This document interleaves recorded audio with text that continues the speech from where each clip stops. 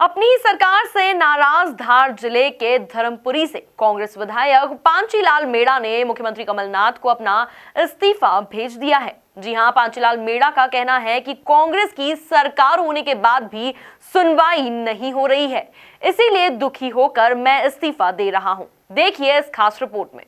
कांग्रेस विधायक पांचीलाल मेड़ा ने भेजा इस्तीफा। कमलनाथ सरकार में मचा हड़कंप। शराब माफिया के खिलाफ कार्रवाई नहीं होने से नाराज हैं विधायक। डैमेज कंट्रोल में जुटे कमलनाथ सरकार के मंत्री। मिशन 2019 के पहले कमलनाथ सरकार की मुश्किलें बढ़ते नजर आ रही हैं। दरअसल धार जिले के धर्मपुरी से कांग्रेस विधायक पांचीलाल मेड़ा ने मुख्यमंत्री कमलनाथ को अपना इस्तीफा भेज दिया है। उनका कहना है कि कांग्रेस की सरकार होने के बाद भी सुनवाई नहीं हो रही है, इसलिए दुखी होकर इस्तीफा दे रहा हूं।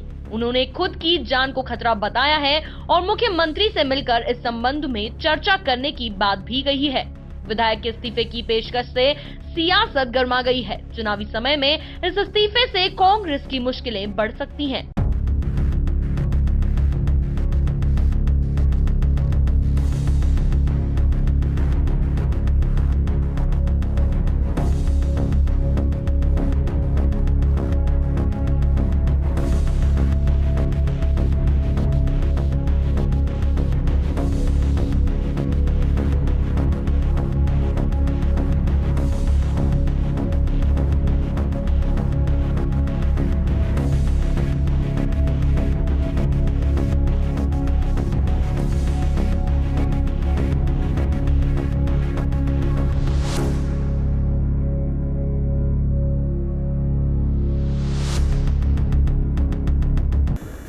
पांचीलाल मेड़ा धर्मपुरी से विधायक हैं। वो शराब माफिया की गुंडागर्दी और शासन की मिलीभगत से परेशान हैं। मेड़ा पर आरोप है कि लगातार और बार बार शिकायत के बाद भी शासन और प्रशासन शराब माफिया के खिलाफ कोई कार्रवाई ही नहीं कर रहा है। शराब माफिया के दबाव में पुलिस ने उन्हें 4 घंटे तक थाने में बैठा कर रखा।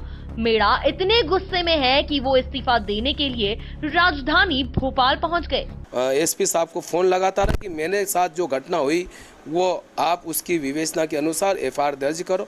उन्होंने कहा कि विवेचना करते रहेंगे और उसके बाद में 4 घंटे बाद एसपी साहब कहते हैं कि आप पिछले दरवाजे से आप चले जाओ। और मैंने कहा कि मैंने चोरी थोड़ी करी, मैं पिछले दरवाजे से जाऊंगा। और इस प्रकार की घटना ये होती रही। फिर मैंने ये सारी बातें कल गृह मंत्री जी को बताई और गृह मंत्री जी ने सीएम साहब से भी मेरी बात करवाई। मैंने सीएम साहब से भी कहा कि मेरे साथ जो आबकारी के ठेकेदारों के द्वारा जो ज्यादतियाँ चल रही है वो मेरी जान को इनसे खतरा है और इसके लिए मैं आपसे मिलना चाहता हूँ। अब इनको मैं जब विधायक नहीं रहा, इसके बीच में 2008 और 13 के बीच में जब था, तब भी शराब के खिलाफ आबकारी ठेकेदारों की मैं शिकायत करता रहा था। 2013 से 18 के बीच में जब विधायक नहीं था तब भी करता रहा और विधायक अब भी शिकायत मेरी जो रही, उसके बाद भी इनको कोई असर नहीं पड़ा शिकायतों का। आज नर्मदा जी किनारे जो नीति बनी है कि 5 किलोमीटर के अंदर शराब नहीं बिकना चाहिए, वहाँ हर किरानाओं पे, हर ढाबों पे शराब धड़ल्ले से बिक रही। इसकी रोकथाम के लिए जो हमने प्लान बनाया था, उस प्लान को फेल करने के उद्देश्य से आबकारी ठेकेदारों ने सीएम को लिखे पत्र में विधायक ने कहा है कि मैं और मेरे कार्यकर्ताओं के खिलाफ शासकीय शराब दुकान के ठेकेदार धामनोद एवं सुरेंद्र द्वारा अभद्र व्यवहार एवं जाति सूचक शब्द का प्रयोग किया गया है। मेरे खिलाफ षड्यंत्र रचा गया जिसमें मैं बहुत आहत हुआ हूं और जिला प्रशासन द्वारा भी मुझे कोई सहयोग प्रदान नहीं किया गया। संबंधित के खिलाफ कोई कार्यवाही नहीं की गई। शराब की दुकान धामनोद एवं सुरेंद्र को हटाने की कार्रवाई की जाए।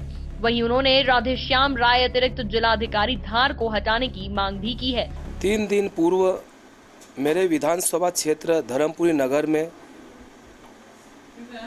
और सुंदरेल गांव में शराब की दुकान कन्या हाई सेकेंडरी स्कूल के समीप लगी हुई है और नगर में धामनोद नगर में भी 150 से 150 मीटर 200 मीटर के अंदर शराब की दुकान जो रोड पे लगी हुई है उसको हटाने के लिए और शराब के अवैध कारोबार को चलने के उपलक्ष्य में मैंने नगर कांग्रेस अध्यक्ष और ब्लॉक कांग्रेस अध्यक्ष की बैठक 3 दिन पूर्व ली और इसकी सूचना आबकारी विभाग के ठेकेदारों को मिली।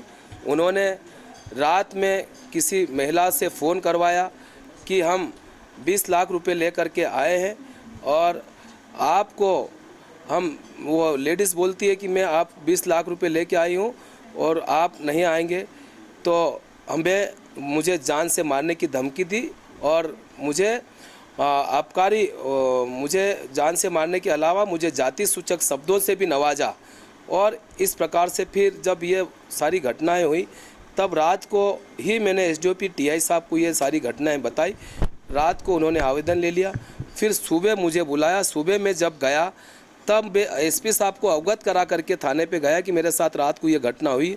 एसपी साहब ने कहा 2-3 लोगों के साथ में आ जाना।